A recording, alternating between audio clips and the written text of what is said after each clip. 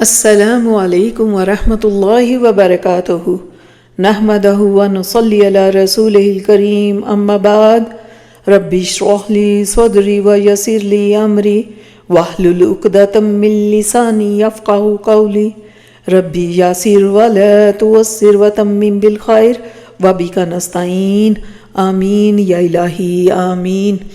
امید ہے آپ سب لوگ خیر سے ہوں گے۔ اللہ کے حکم سے آج ہم 10واں پارہ سٹارٹ کر رہے ہیں۔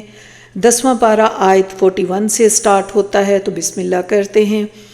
اعوذ باللہ من الشیطان الرجیم، بسم اللہ الرحمن الرحیم۔ وَاعْلَمُوا أَنَّمَا غَنِمْتُم مِّن شَيْءٍ فَأَنَّ لِلَّهِ خُمُسَهُ وَلِلرَّسُولِ وَلِذِي الْقُرْبَى وَالْيَتَامَى وَالْمَسَاكِينِ وَابْنِ السَّبِيلِ إِن كُنتُمْ آمنتم بالله وما أنزلنا على عبدنا يوم الفرقان يوم التقى الجمعان والله على كل شيء قدير۔ اس آیت میں اللہ نے مال غنیمت کی تقسیم کی تفصیل بیان فرمائی ہے۔ مال غنیمت کا 5واں حصہ اللہ اور اس کے رسول صلی اللہ علیہ وسلم کے لیے مخصوص ہوگا۔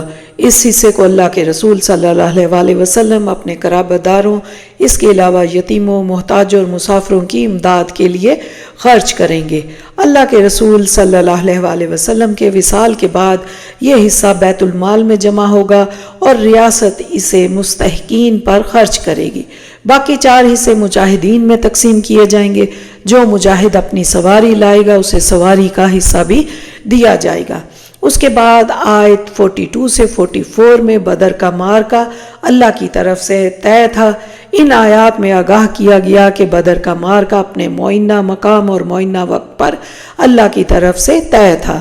اللہ نے دونوں فریقوں کو ایک دوسرے کی تعداد کم دکھائی تاکہ یہ جنگ برپا ہو جائے۔ اس کے بعد اللہ نے اپنی مدد کے ذریعے کمزور اور چھوٹے لشکر کو فتح اور کامیابی سے سرفراز فرمایا تاکہ ظاہر ہو جائے کہ حق پر کون ہے۔ اب جس نے حق کا ساتھ دینا ہے وہ بھی ساتھ دے پورے دل کے ساتھ، جس نے حق کی مخالفت کرنی ہے وہ بھی حق کی مخالفت کرے حجت پوری ہو جانے کے بعد۔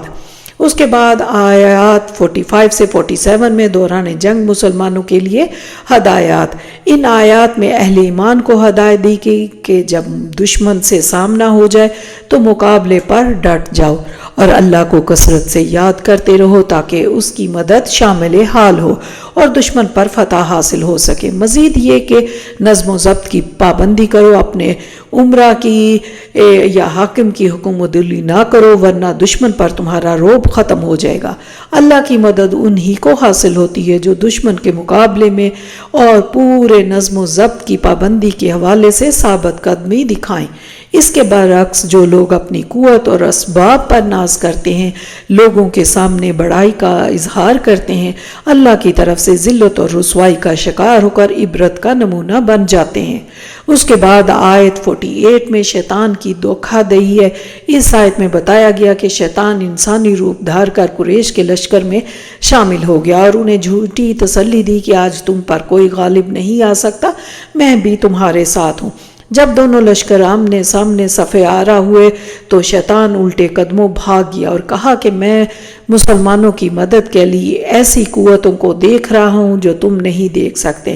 میں اس اللہ سے ڈرتا ہوں جس کا عذاب بڑا شدید ہے۔ آیت 49 میں منافقانہ طرز عمل کا ذکر ہے۔ اس آیت میں منافقانہ طرز فکر بے نقاب کیا گیا۔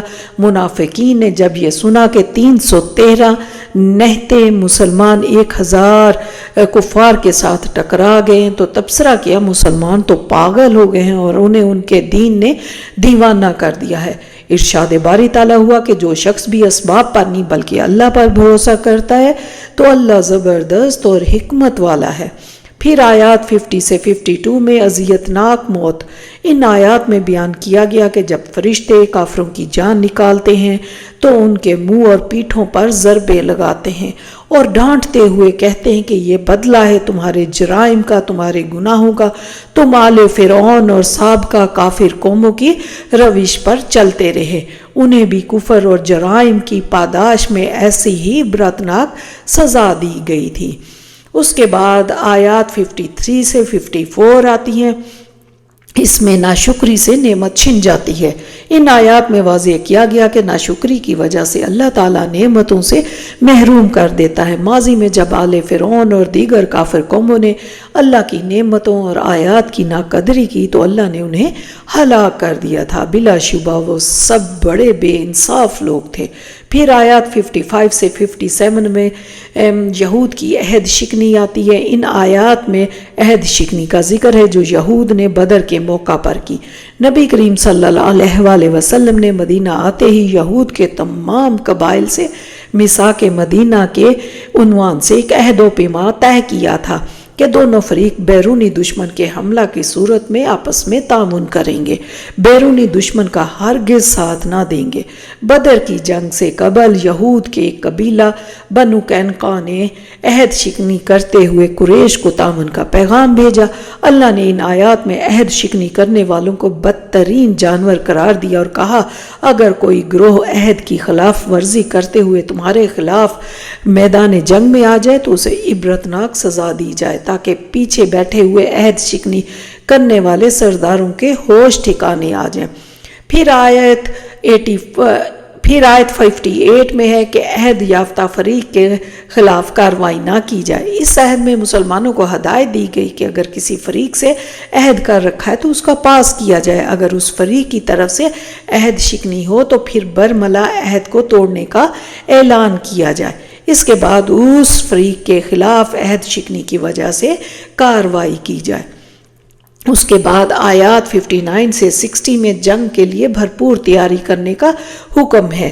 ان آیات میں کفار کو خبردار کیا گیا کہ اگر وہ بدر کے میدان سے جان بچا کر نکل بھاگے ہیں تو کہیں یہ نہ سمجھے کہ اللہ کو عاجز کر سکتے ہیں۔ اللہ نے مہلت دی ہے، باز نہ آئے تو برا انجام ہوگا۔ مسلمانوں کو حکم دیا گیا کہ کفار سے مقابلے کے لیے ہر طرح کی بھرپور جنگی قوت اور اسباب فراہم کرو۔ اس جنگی تیاری کے ذریعے اپنے اور اللہ کے دشمنوں کو دہشت زدہ کرو۔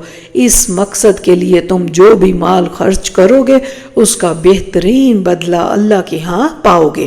پھر آیات 61 سے 62 میں آ رہا ہے کہ دشمن کی طرف سے صلح کی پیشکش قبول کر لی جائے۔ ان آیات میں رہنمائی عطا کی گئی، اگر دشمن صلح کی پیشکش کرے تو اسے قبول کر لیا جائے تاکہ پرامن فضا میں دعوت دین پہنچانے کا فریضہ ادا کیا جا سکے۔ اس فضا میں شاید دشمن قوم کے افراد بھی ٹھنڈے دل سے اسلام کی دعوت پر غور کریں، اس دعوت کو قبول کرنے پر آمادہ ہو جائیں۔ البتہ اگر دشمن صلح کے ذریعے مسلمانوں کو دھوکہ دینے کا ارادہ رکھتے ہو تو اللہ اس کے ناپاک ارادوں کو ناکام فرما دے گا۔ پھر آیات 63 سے 64 میں آتا ہے کہ ساتھیوں کے درمیان الفت اللہ کے فضل ہی سے ممکن ہے۔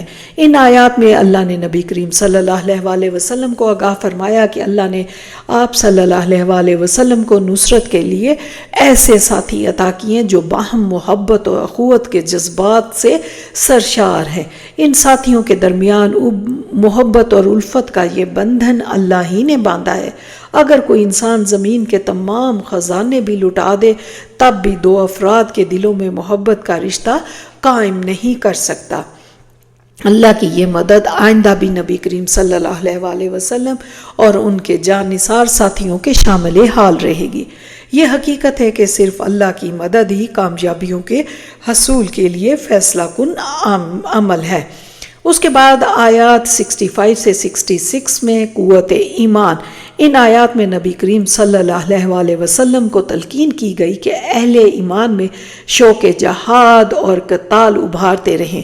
قوت ایمان اور صبر و استقامت کی وجہ سے 20 مسلمان 200 کافروں پر اور 100 مسلمان 1000 کافروں پر بھاری ہوں گے۔ البتہ آیت 66 کچھ عرصہ بعد نازل ہوئی جب مسلمان تعداد کے اعتبار سے کثیر ہو چکے تھے، لیکن اب اوسطاً قوت ایمان میں کمزوری پیدا ہو چکی تھی۔ فرمایا کہ اس صورتحال میں 100 مسلمان 200 کافروں پر بھاری ہوں گے اور 1000 مسلمان 2000 کافروں پر غالب ہوں گے۔ البتہ اللہ کا یہ وعدہ ان مسلمانوں سے ہے جو دشمن کے مقابلے میں ڈٹ جائیں اور بہادری کا مظاہرہ کریں۔ پھر آیات 67 سے 69 میں کافروں کو قیدی بنانے پر اظہار ناراضگی۔ ان آیات میں بدر کے معرکہ میں 70 کافروں کو قیدی بنانے پر اللہ کی طرف سے اظہار ناراضگی کیا گیا۔ نبی کریم صلی اللہ علیہ وسلم نے باہمی مشاورت کے بعد گرفتار شدہ کافروں کو فدیہ لے کر رہا کرنے کا فیصلہ کیا۔ آپ صلی اللہ علیہ وسلم نے یہ فیصلہ سورہ محمد صلی اللہ علیہ وسلم کی آیت 4 میں وارد شدہ حکم کی روشنی میں کیا۔ اس آیت میں اجازت دی گئی کہ کافر قیدیوں کو فدیہ لے کر رہا کیا جا سکتا ہے۔ البتہ یہ اجازت اس وقت کے لیے دی گئی تھی جب کافروں کے خلاف جنگ فیصلہ کن فتح تک پہنچ جائے۔ اس وقت تو کافر کی کمر توڑنے کی ضرورت تھی اور مناسب یہی تھا کہ ان قیدیوں کو قتل کر دیا جاتا تاکہ دشمنوں پر دھاک بیٹھتی۔ بہرحال چونکہ اللہ کے حکم کو سمجھنے میں خطا ہوئی، لہٰذا اللہ نے معافی کا اعلان فرمایا اور قیدیوں سے لیے گئے فدیہ کے استعمال کی اجازت عطا فرمائی۔ اس کے بعد آیات 70 سے 71 میں قیدیوں سے اظہار شفقت۔ ان آیات میں اللہ نے بدر کے قیدیوں سے اظہار شفقت فرمایا۔ نبی کریم صلی اللہ علیہ وسلم کے توسط سے انہیں پیغام دیا گیا کہ اگر واقعی ان کے باطن میں خیر ہے تو جو فدیہ ان سے لیا گیا ہے اللہ اس سے بہتر عطا فرما دے گا۔ البتہ اگر انہوں نے نبی کریم صلی اللہ علیہ وسلم کے فدیہ لے کر رہا کر دینے کے احسان کو فراموش کر دیا اور مسلمانوں کے خلاف دوبارہ میدان جنگ میں آ گئے تو پھر وہ اللہ کی طرف سے بدترین سزا کے مستحق ہوں گے۔ پھر آیات 72 سے 73 میں دوستی کا معیار رشتہ ایمان کو بناؤ۔ ان آیات میں واضح کیا گیا کہ اہل ایمان کی دوستی اور دلی محبت صرف ان اہل ایمان سے ہونی چاہیے جو دین کی خاطر مال و جان کی قربانیاں دینے والے ہیں۔ اس کے مقابلے میں ایک کافر کا دوست کوئی کافر ہی ہو سکتا ہے۔ اگر دوستی کا یہ معیار اختیار نہ کیا گیا تو معاشرے سے فتنہ و فساد کبھی ختم نہ ہوگا۔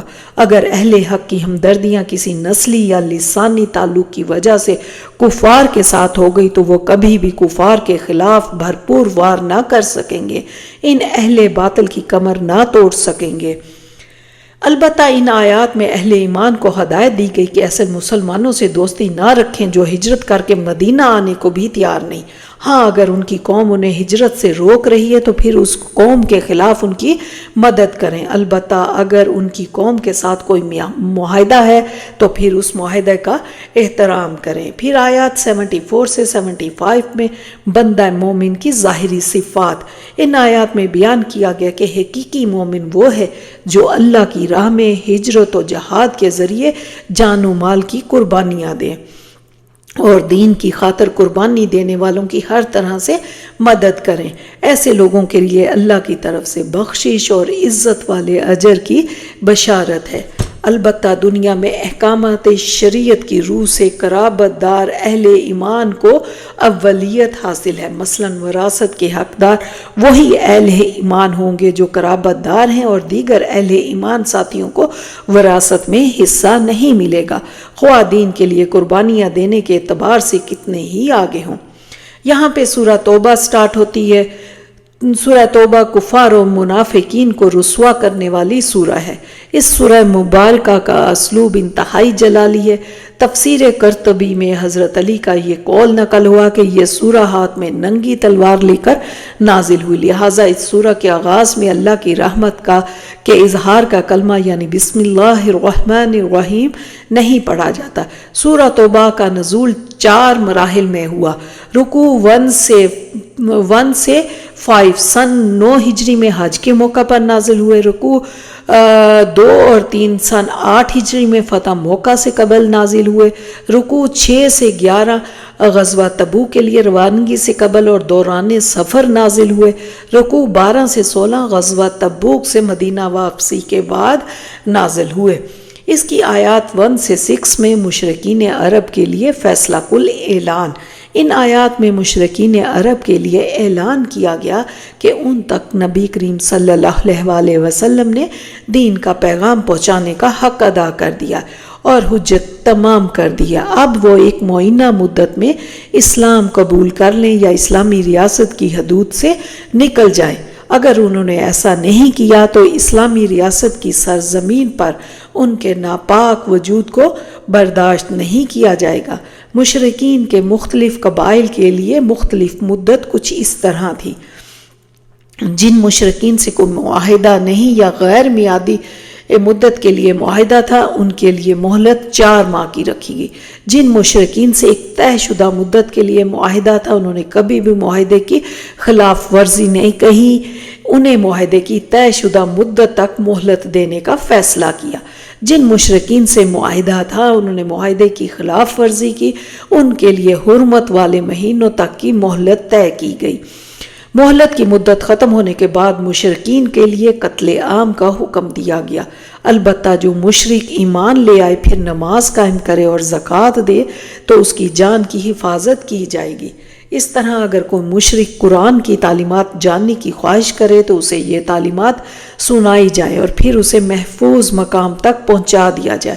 اب وہ آزاد ہوگا، چاہے تو اسلام قبول کرے اور اسلامی ریاست کا شہری بن جائے یا اسلامی ریاست کی حدود سے باہر نکل جائے۔ پھر آیات 7 سے 15 آتی ہے، حق و باطل میں صلح نہیں ہو سکتی۔ ان آیات میں ان دلائل کی اصلاح کی گئی جو چند لوگوں کی طرف سے اہل مکہ کے ساتھ جنگ نہ کرنے والے کے حوالے سے پیش کیے جا رہے تھے۔ وہ دلائل یہ تھے، صلح جنگ سے بہتر ہے قریش کے ساتھ صلح حدیبیہ کی پھر سے تجدید کر لی جائے۔ قریش مکہ سے ہمارے خونی رشتے ہیں، ہمیں صلہ رحمی اور قرابہ داری کا خیال کرنا چاہیے۔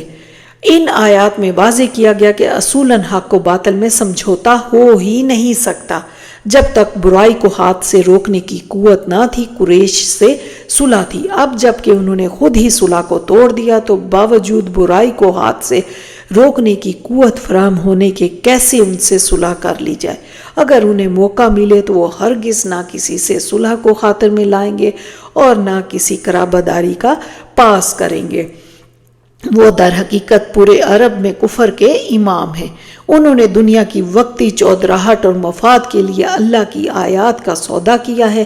ان کفر کے سرداروں سے لڑو، اللہ ان کو اپنی قدرت سے اور تمہارے ہاتھوں سے سزا دے گا، جس سے ان مظلوموں کی داد رسی ہوگی جن پر انہوں نے ظلم و ستم کیے۔ البتہ ان میں سے بعض کو اللہ توبہ کرنے اور اسلام قبول کرنے کی توفیق عطا فرمائیں گے۔ پھر آیت 16 میں آتا ہے کہ اس آیت میں واضح کیا گیا کہ جہنم سے خلاصی اور جنت کا حصول انہی لوگوں کے لیے ممکن ہوگا جن کی استقامت اور خلوص کو اللہ آزما کر اور ٹھوک بجا کر دیکھ لے گا۔ جو لوگ اللہ کی راہ میں جہاد کرنے کا حق ادا کریں گے اور اللہ اس کے رسول صلی اللہ علیہ وآلہ وسلم اور مخلص اہل ایمان کے سوا کسی اور کو عزیز نہ رکھیں گے، وہی جنت کی دائمی اور خوشگوار لذتوں سے سرفراز ہوں گے۔ پھر آیات 17 سے 22 میں آتا ہے محدود مذہبی تصور۔ ان آیات میں اہل مکہ سے جنگ نہ کرنے کے حوالے سے ایک اور گمراہ کن سوچ کی زوردار نفی کی گئی۔ گمراہ کن سوچ یہ تھی کہ قریش مکہ نے مسجد حرام کو آباد کر رکھا ہے اور وہ حاجیوں کی خدمت کرتے ہیں، ان کے خلاف جنگ کرنا مناسب نہیں۔ اللہ کی طرف سے اس تصور کی نفی ان الفاظ میں کی گئی کہ مشرکین اس قابل ہی نہیں کہ وہ اللہ کے گھر کو آباد کریں۔ اللہ کے گھروں کو آباد کرنے والے در حقیقت وہ ہیں جو اللہ پر اس کی توحید کے ساتھ ایمان رکھتے ہیں، آخرت پر یقین رکھتے ہیں اور اللہ کے سوا کسی سے نہیں ڈرتے۔ پھر حاجیوں کی خدمت اور مسجد حرام کو آباد کرنا کیا ایمان لانے اور اللہ کی راہ میں جہاد کرنے کے برابر عمل ہے؟ ہرگز نہیں۔ وہ لوگ جو توحید پر یقین رکھتے ہیں، جنہوں نے اللہ کی راہ میں ہجرت کی اور مال و جان سے اللہ کی راہ میں جہاد کیا، وہ درجہ کے اعتبار سے انتہائی بلند مقام کے حامل ہیں۔ ان کے لیے اللہ کی طرف سے عظیم کامیابی اور اس جنت کی بشارت ہے جس میں ہمیشہ قائم دائم رہنے والی نعمتیں ہیں۔ پھر آیت 23 میں آتا ہے کہ دوستی کی بنیاد صرف اور صرف ایمان پر رکھو۔ اس آیت میں اہل ایمان کو آگاہ یہ کیا گیا کہ اگر تمہارے باپ، دادا، بھائی ایمان کے مقابلے میں کفر کو ترجیح دیں تو انہیں ہرگز عزیز نہ رکھو۔ کافروں سے دوستی اور محبت رکھنے والے ہی بے انصاف ہیں۔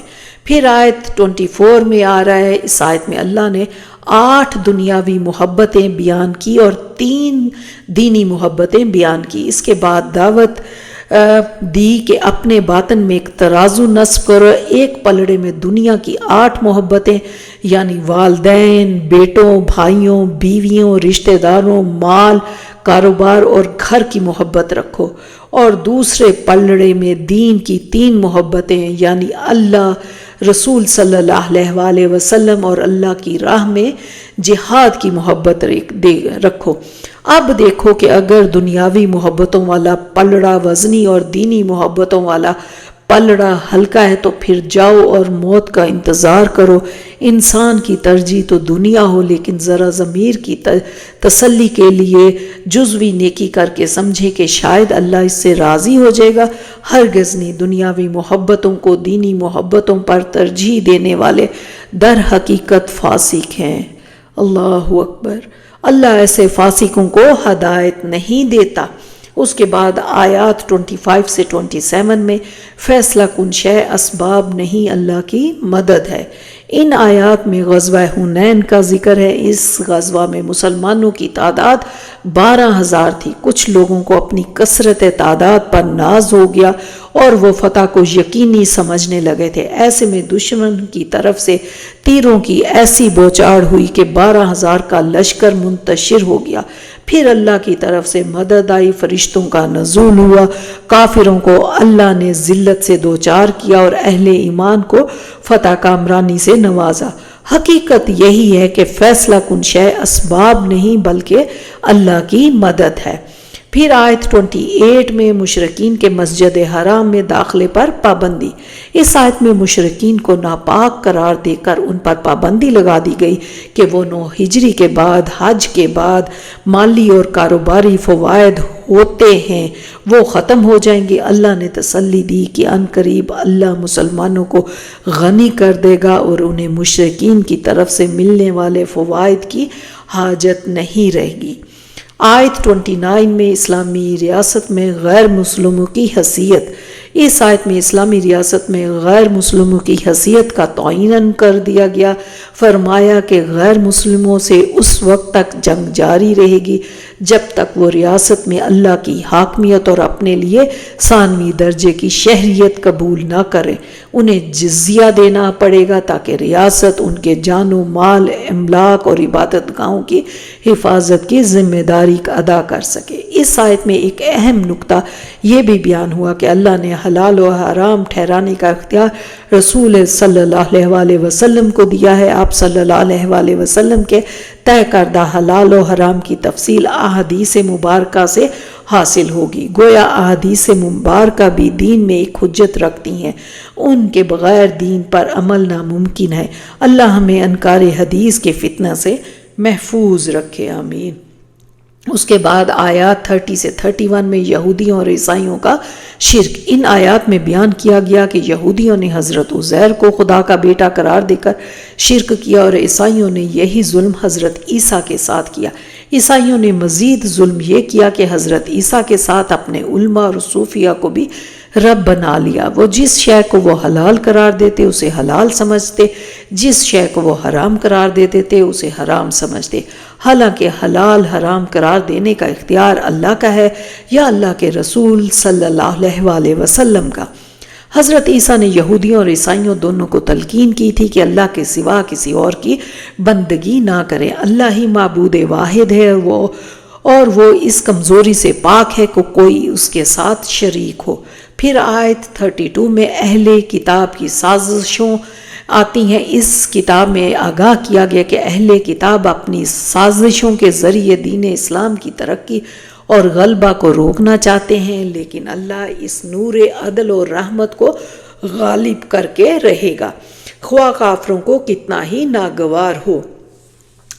اس کے لیے کیا خوب فرمایا گیا ہے کہ نور خدا ہے کفر کی حرکت پہ خندہ زن، پھونکوں سے یہ چراغ بجھایا نہ جائے گا۔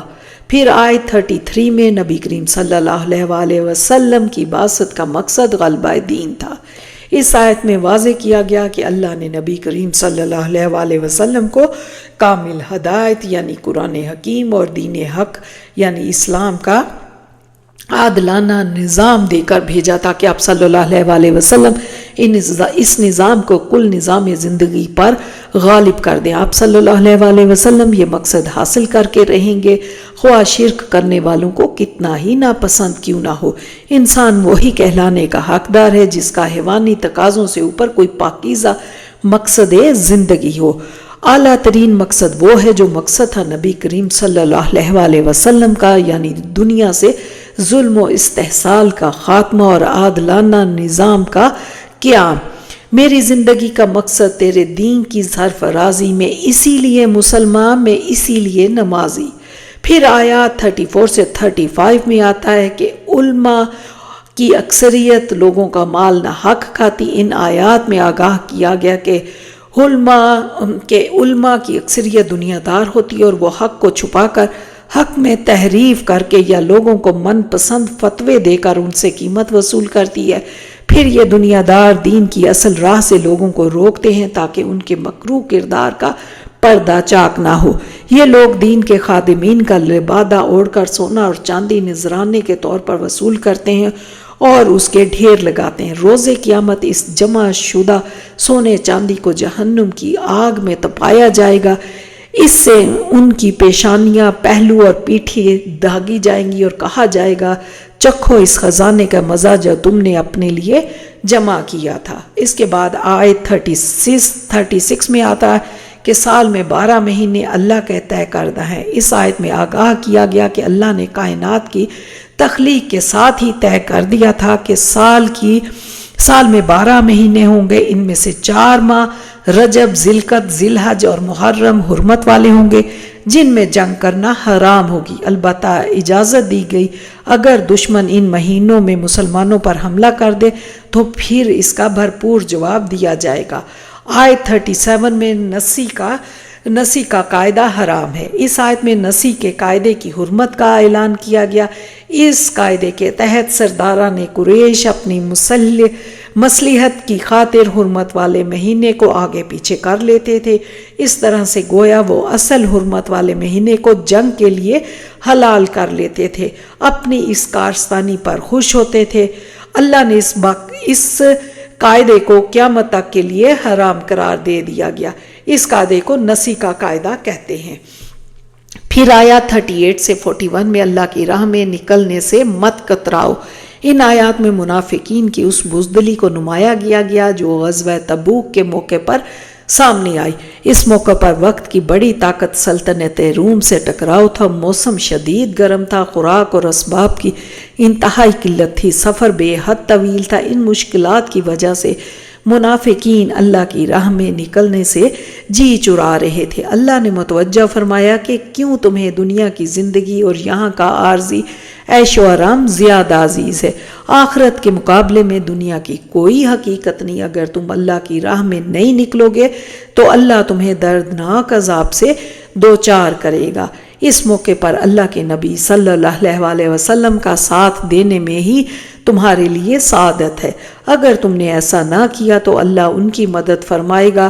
اس نے تو اس وقت بھی ان کی مدد کی تھی جب کفار نے انہیں مکہ سے ہجرت پر مجبور کر دیا تھا۔ وہ غار ثور میں صرف ایک ساتھی ابو بکر صدیق کے ساتھ تھے اور اللہ پر بھروسہ کی کامل مثال قائم کرتے ہوئے اپنے ساتھی کو تسلی دے رہے تھے کہ لا تحزن ان اللہ معنا، غم نہ کرو، بے شک ہمارے ساتھ اللہ ہے۔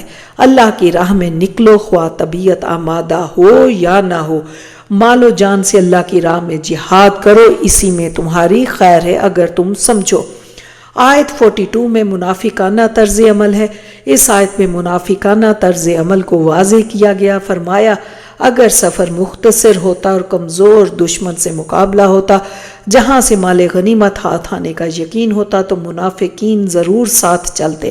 اب وہ قسمیں کھا کھا کر نہ نکلنے کے لیے عذر پیش کر رہے ہیں، لیکن اللہ گواہ ہے کہ وہ جھوٹے ہیں۔ پھر آیات 43 سے 48 میں اللہ کی راہ میں مال و جان لگانے والے ہی مومن ہیں۔ ان آیات میں آگاہ کیا جا رہا ہے کہ حقیقی مومن اللہ کی راہ میں مال و جان لگانے سے کبھی نہیں کتراتے۔ اللہ کی راہ میں نکلنے کا عذر وہی لوگ پیش کرتے ہیں جو حقیقت میں اللہ اور آخرت پر ایمان نہیں رکھتے۔ نبی کریم صلی اللہ علیہ وسلم کو متوجہ کیا گیا کہ آپ صلی اللہ علیہ وسلم نے کیوں ان کے عذر قبول کر لیے۔ انہوں نے نکلنا تو ویسے بھی نہ تھا، اگر نکلنا ہوتا تو اس کی تیاری کرتے، پھر اگر بالفرض وہ نکل بھی جاتے تو پورے لشکر میں بددلی اور انتشار پیدا کرنے کی کوشش کرتے۔ اچھا ہی ہوا کہ اللہ نے انہیں اپنی راہ میں نکلنے کی سعادت سے محروم کر دیا۔ پھر آیات 49 سے 50 میں تقوی کے پردے میں لپٹا ہوا بہانہ۔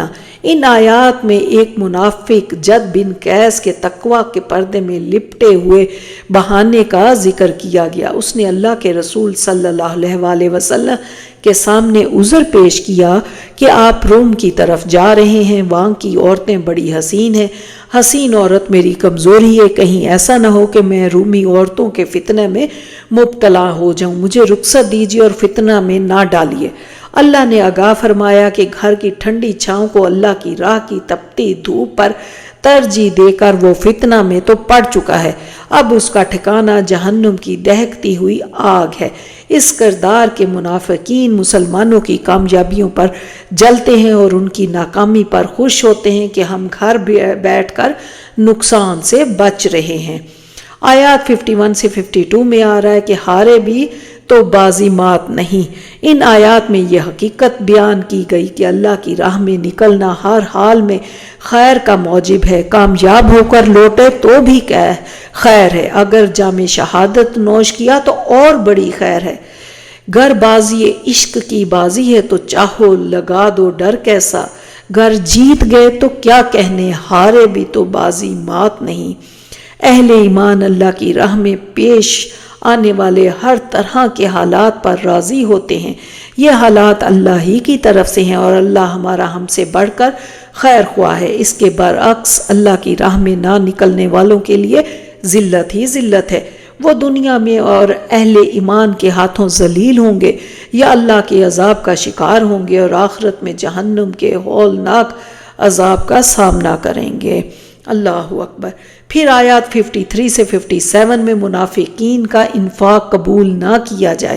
ان آیات میں حکم دیا گیا کہ منافقین کی طرف سے مالی تعاون قبول نہ کیا جائے۔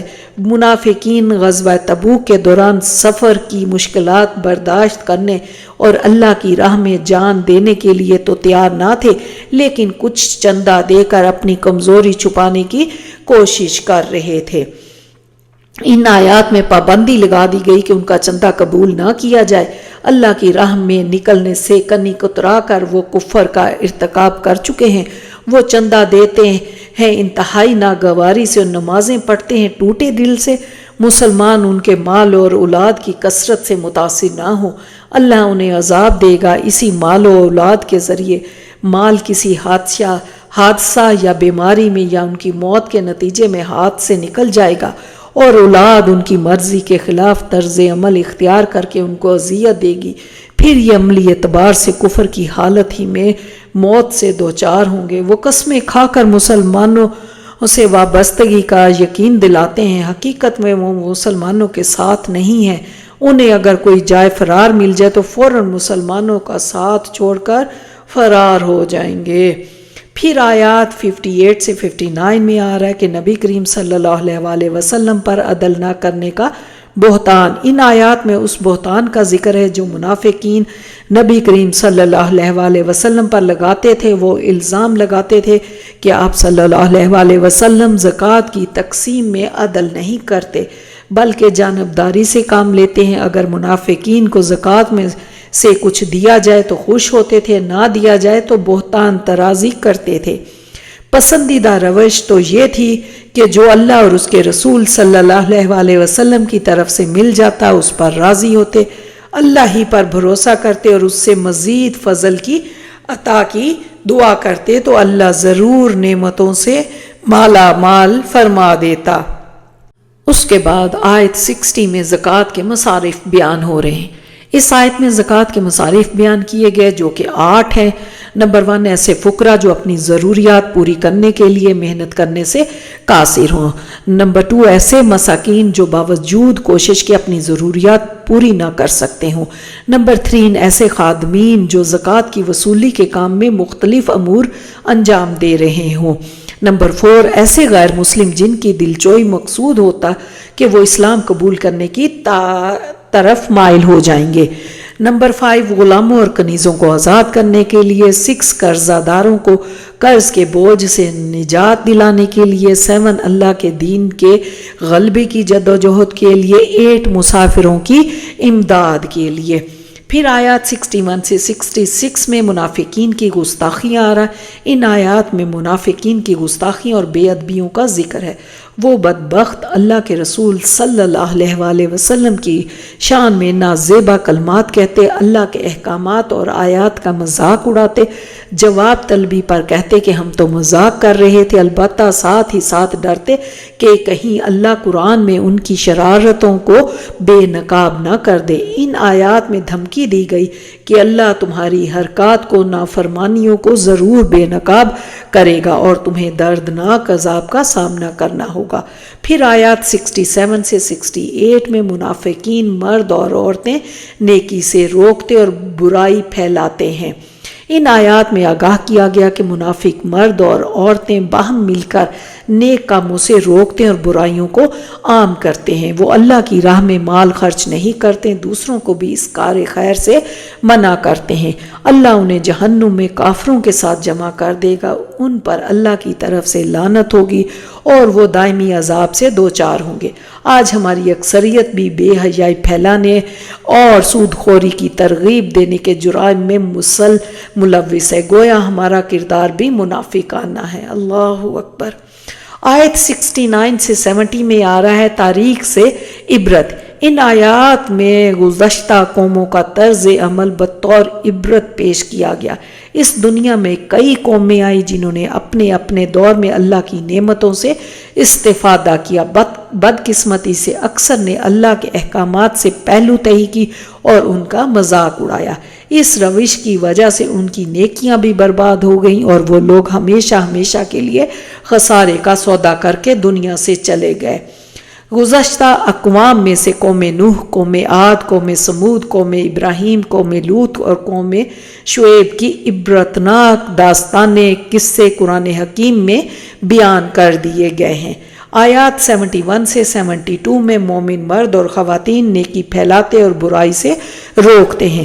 ان آیات میں مومن مرد اور خواتین کو ایک دوسرے کا مددگار قرار دیا گیا ہے۔ دونوں باہم مل کر نیکیوں کو عام کرتے، برائیوں سے روکتے، نماز قائم کرتے، زکوٰۃ ادا کرتے اور اللہ اور اس کے رسول صلی اللہ علیہ وآلہ وسلم کی تعلیمات پر عمل کرتے۔ ان قریب یہ خوش نصیب اللہ کی رحمت سے سرفراز ہوں گے، جنت میں انہیں دائمی رہنے والے پاکیزہ گھر ملیں گے، سب سے بڑی نعمت یعنی اللہ کی رضا انہیں حاصل ہوگی، بلا شبہ یہی اصل کامیابی ہے۔ پھر آیات 73 سے 74 میں منافقین اور کفار کے خلاف جہاد کا حکم۔ ان آیات میں نبی کریم صلی اللہ علیہ وآلہ وسلم کو حکم دیا گیا کہ آپ منافقین اور کفار کے خلاف جہاد کیجیے۔ یہاں جہاد جنگ کے معنی میں نہیں بلکہ منافقین کی سازشوں کو بے نقاب کرنے اور ان کے مذموم عزائم کو ناکام کرنے کے لیے کوشش کرنے کے معنی میں آیا ہے۔ اگر یہاں جہاد کا مفہوم جنگ ہوتا تو نبی کریم صلی اللہ علیہ وآلہ وسلم منافقین کے خلاف ایسا کرتے۔ اللہ کے رسول صلی اللہ علیہ وآلہ وسلم کو یہ تلقین بھی کی گئی کہ منافقین اور کفار کے خلاف سخت رویہ اختیار کریں۔ منافقین آپ صلی اللہ علیہ وآلہ وسلم کی نرمی سے فائدہ اٹھا کر گستاخیاں کرتے اور پھر قسمیں کھا کر اس جرم کے ارتکاب کا انکار کر دیتے۔ انہیں دھمکی دی گئی کہ اگر باز نہ آئے تو اللہ دنیا اور آخرت میں شدید عذاب سے دوچار کرے گا اور کوئی ان کی مدد کے لیے نہ آ سکے گا۔ اس کے بعد آیات 75 سے 77 میں اللہ سے وعدہ خلافی کی سزا ہے۔ ان آیات میں ایک منافق ثعلبہ بن حاطب کا ذکر ہے۔ اس بد نصیب نے اللہ کے رسول صلی اللہ علیہ وسلم سے درخواست کی کہ میرے حق میں خوشحالی کی دعا کرے، اگر میرے مالی حالات اچھے ہو گئے تو میں صدقہ اور خیرات کروں گا اور مکمل طور پر نیک بن جاؤں گا۔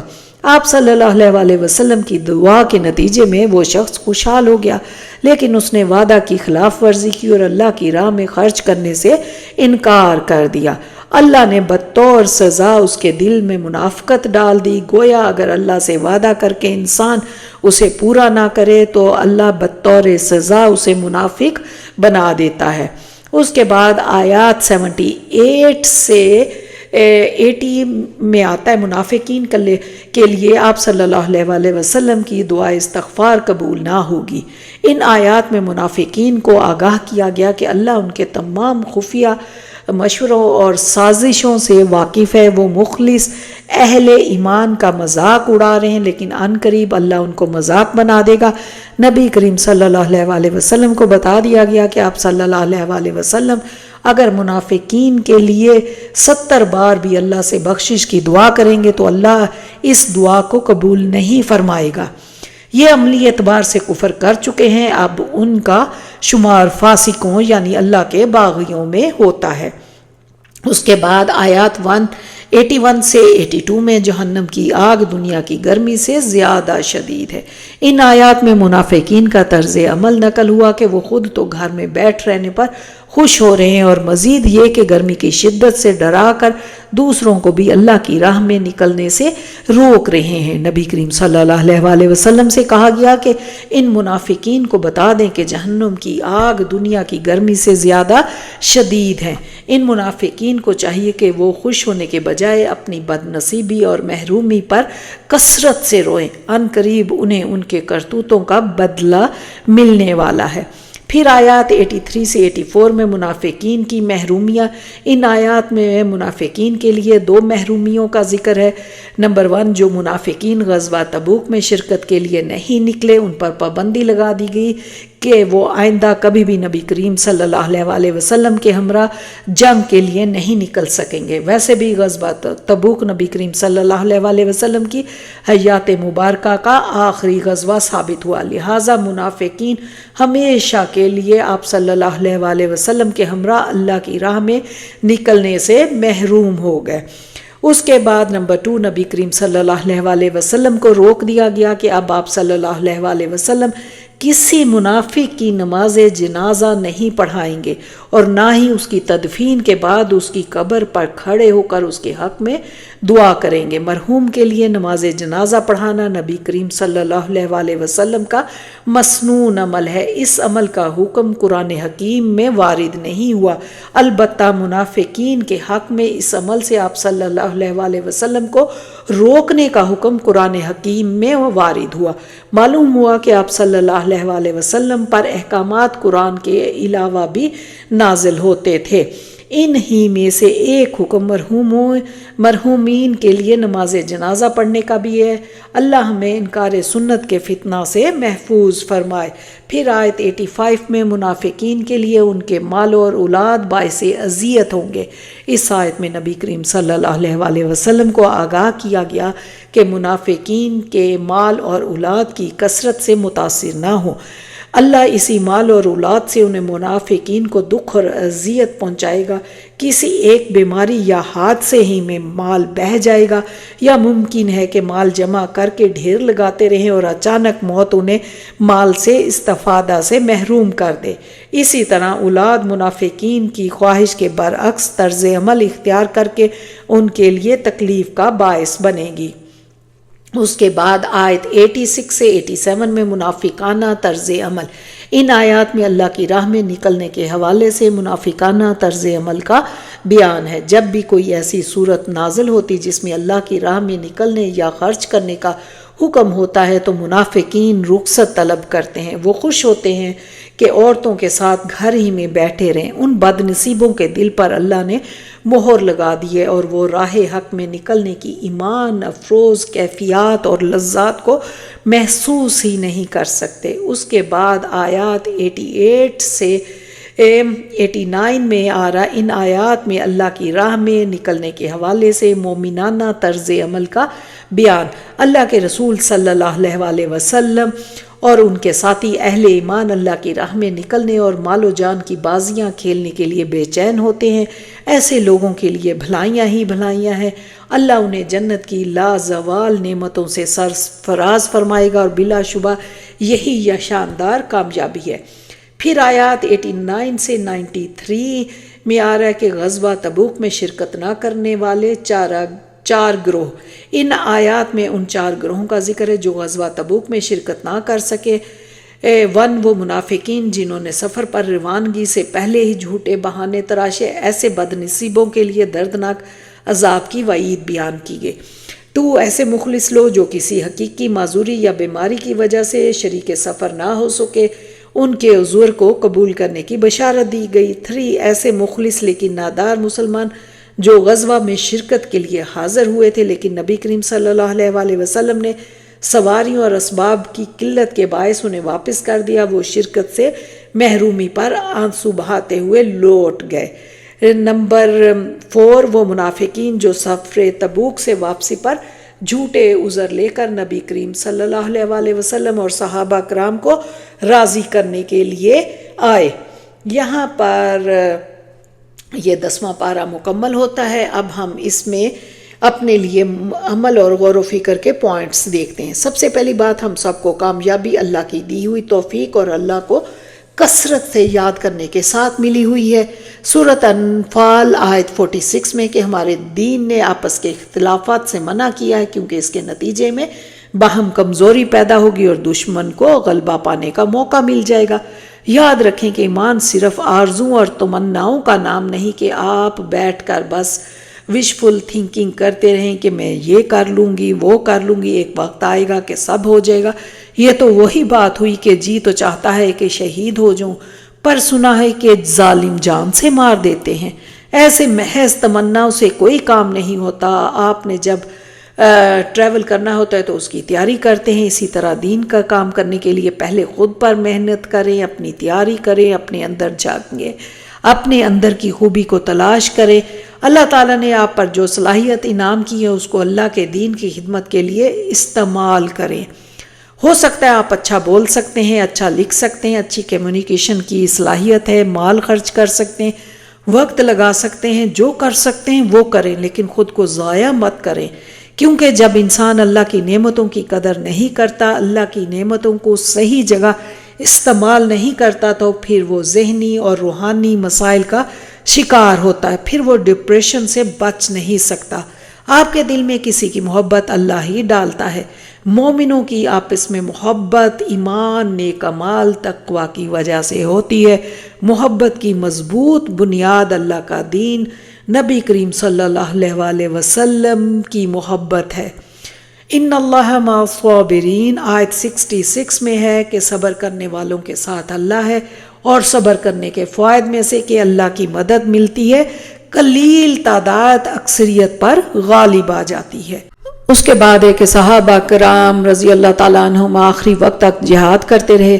ابو طلحہ رضی اللہ تعالیٰ عنہ کی مثال ہے کہ انہوں نے لن تنالوا البر حتی تنفقوا مما تحبون آیت پڑھی تو سارا باغ ہی اللہ کے راستے میں دے دیا، اور جب یہ آیت پڑھی انفروا خفافا ثقالا وجاہدوا باموالکم وانفسکم فی سبیل اللہ، تو کہنے لگے کہ میں یہ سمجھتا ہوں کہ اللہ تعالیٰ نے بوڑھے جوان سب کو نکلنے کے لیے کہا ہے۔ ان کی اولاد نے کہا کہ آپ نے رسول اللہ صلی اللہ علیہ وسلم کے ساتھ جنگیں لڑی ہیں، آپ رہنے دیں، آپ بزرگ ہیں، ہم آپ کی جگہ جنگ کریں گے۔ وہ نہ مانے، انہوں نے سمندر کا سفر اختیار کیا یہاں تک کہ وفات پا گئے۔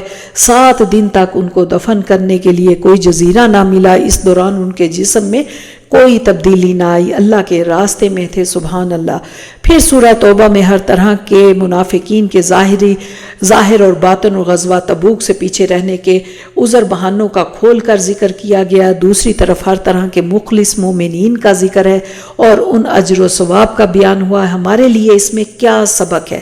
یاد رکھیں کہ جس انسان کو یقین ہو جائے کہ اللہ اس کے دل کو جانتا ہے تو سب سے پہلے اسے صاف کرنے اور اس کی اصلاح کی فکر کرے، اور فرمایا جا رہا ہے کہ ان کے لیے تیاری رکھو جتنی کر سکو، قوت کی صورت میں اور تیار بندے گھوڑوں کی صورت میں۔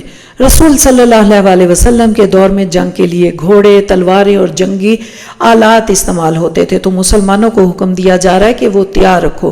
اس میں ہمارے سیکھنے کی بات یہ ہے، آج اگر آپ لوگوں کو اللہ کے دین کی تبلیغ کرنی پڑے، دین کی تعلیم دینی پڑے، تو اس کے لیے تیاری کریں، کیونکہ اعلیٰ درجات پانے کے لیے خود پر محنت کرنا پڑتی ہے، خود کو تھکانا پڑتا ہے۔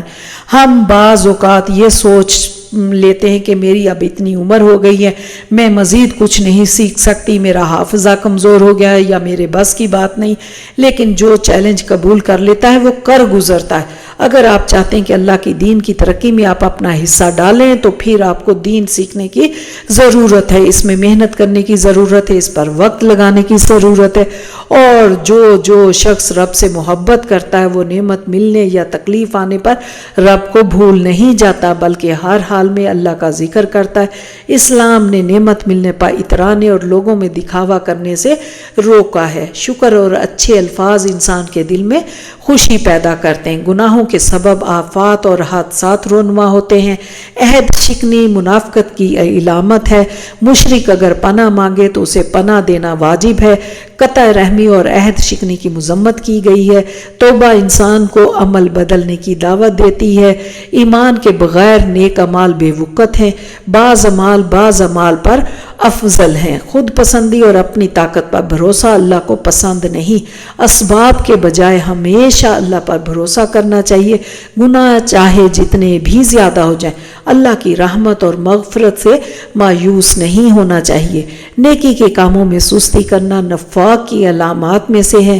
ہمیں لوگوں کی رضا سے بڑھ کر اللہ کی رضا کی فکر کرنی چاہیے۔ جس کام میں خوف ہو اس میں اللہ پر توکل رکھنا چاہیے۔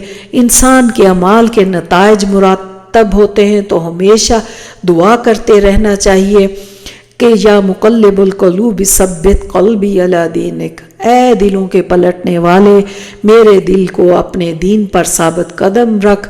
تو اس پارے کا اہم سبق اللہ کے دین کی خدمت کرنا اور اللہ کی اطاعت کے کاموں میں مصروف رہنا ہے۔ اللہ پاک ہم سب کو ہدایت کے راستے پہ رکھے۔